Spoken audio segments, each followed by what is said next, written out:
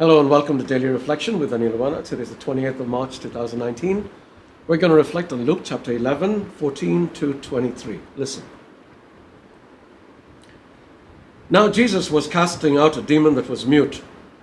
When the demon had gone out, the one who had been mute spoke, and the crowds were amazed. But some of them said, "He casts out demons by Beelzebul, the ruler of the demons." Others, to test him, kept demanding from him a sign from heaven.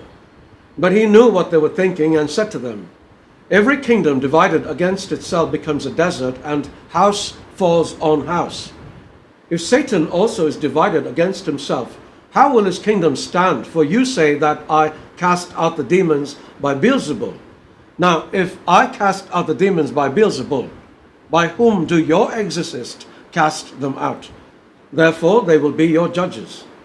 But if it is by the finger of God that I cast out the demons, then the kingdom of God has come to you. When a strong man, fully armed, guards his castle, his property is safe. But when one stronger than he attacks him and overpowers him, he takes away his armor in which he trusted and divides his plunder. Whoever is not with me is against me, and whoever does not gather with me scatters." The gospel of the Lord. Whoever is not with me is against me, and whoever does not gather with me scatters.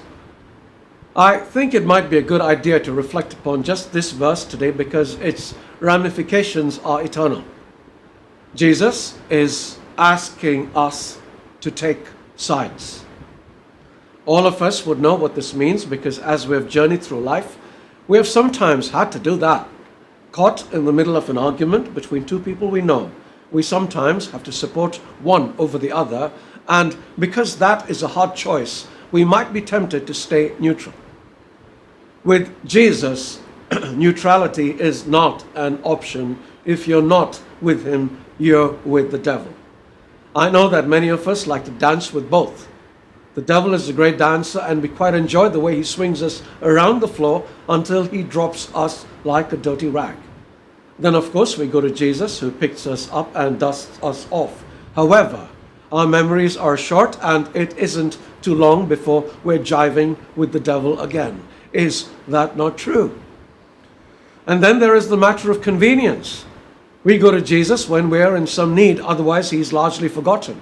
Now imagine, I call you my friend, and I meet you every now and then, but you soon realize that the only time I come to you is when I need something from you. Otherwise, I'm never to be seen or heard from. How long before you start distancing yourself from me?